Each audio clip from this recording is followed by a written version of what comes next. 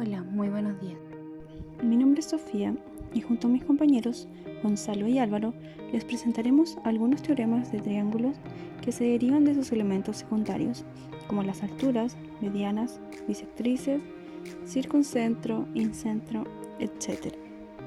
Empezaremos con la ley de los senos ampliada que demostraremos a continuación. Dibujamos la siguiente figura, donde el triángulo ABC está inscrito en una circunferencia. CJ es diámetro y BJ una cuerda. De esto se tiene que el ángulo CBJ es recto, puesto que el triángulo CBJ está inscrito en una semicircunferencia. Ahora, utilizando el teorema del seno, tenemos que el seno del ángulo en J es igual a partido en el segmento CJ, y eso será igual a A partido en 2R. Ahora podemos observar que el ángulo en A es igual al ángulo en J, puesto que subtienden al mismo arco. Pero si cambiamos el caso al que se muestra ahora, donde CJ sigue siendo diámetro y BJ perpendicular a este, podemos observar que la medida del ángulo en J va a ser igual a 180 menos la medida del ángulo en A, ya que ambos son complementarios por ser ángulos opuestos en un cuadrilátero inscrito en una circunferencia.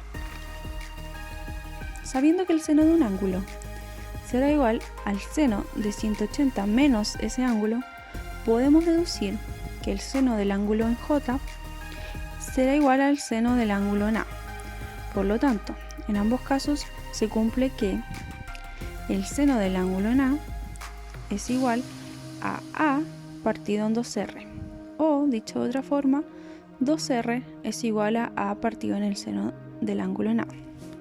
Haciendo lo mismo con los demás ángulos, nos queda que B partido en el seno del ángulo en B es igual a 2R, y que C partido en el seno del ángulo en C es igual a 2R.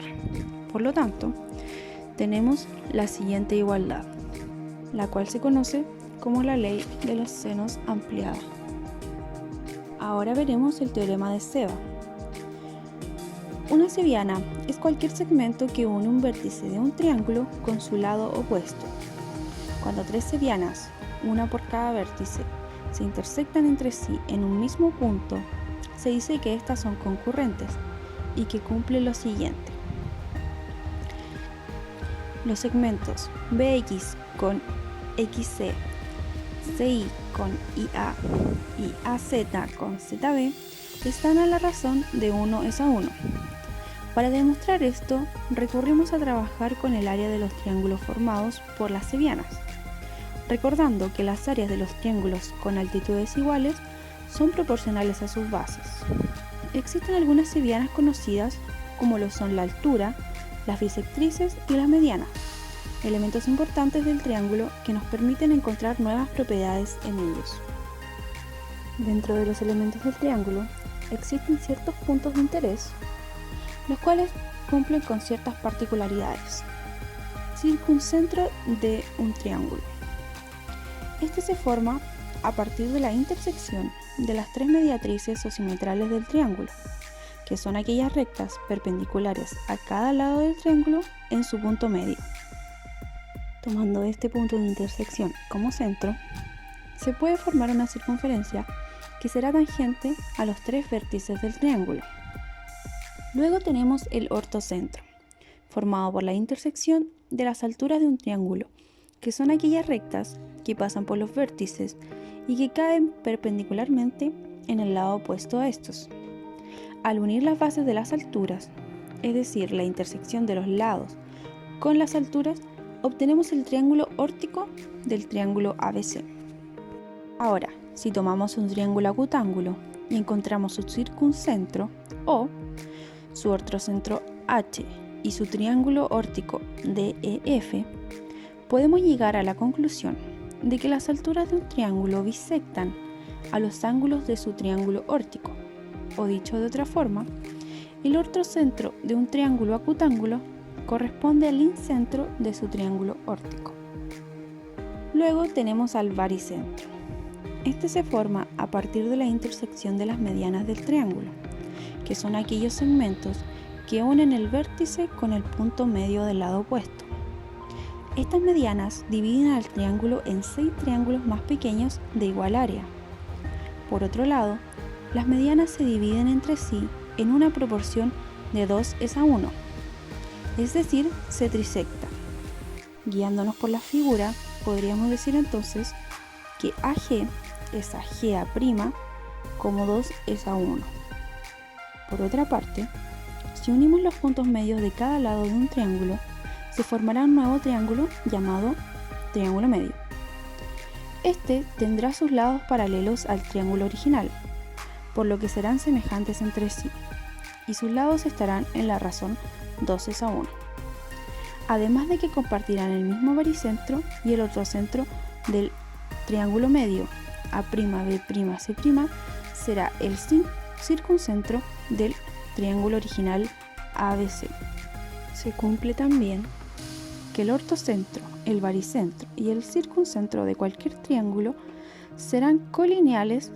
Estos 3 puntos están ubicados sobre una recta que se conoce como recta de Euler.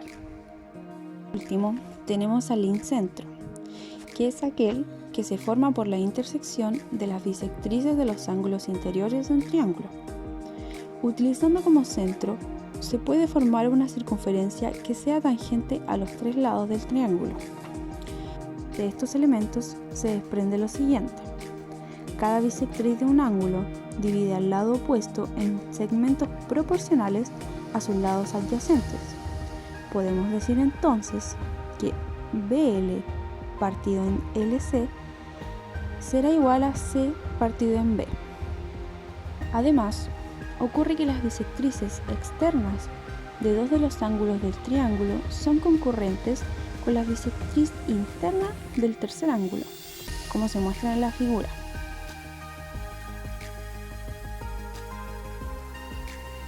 Para terminar, tenemos los triángulos pedal. El triángulo óptico y el triángulo mediano son casos particulares de un tipo más general de triángulos asociados.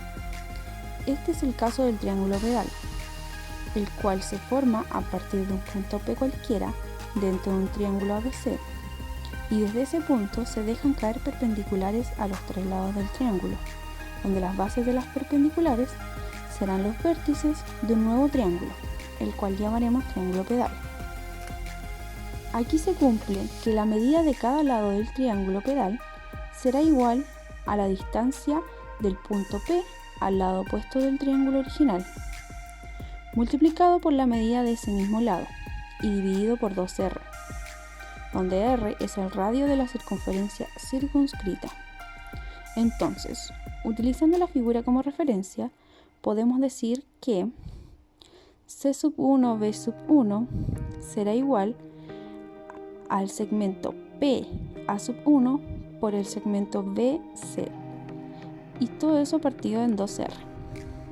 Ahora, si quisiéramos, podríamos construir un segundo triángulo pedal utilizando el mismo punto P, pero en este caso usaríamos el primer triángulo pedal formado, el cual nos daría el triángulo A2, B2, C2, y también podríamos construir un tercer triángulo pedal, el cual cumple con ser semejante al triángulo original.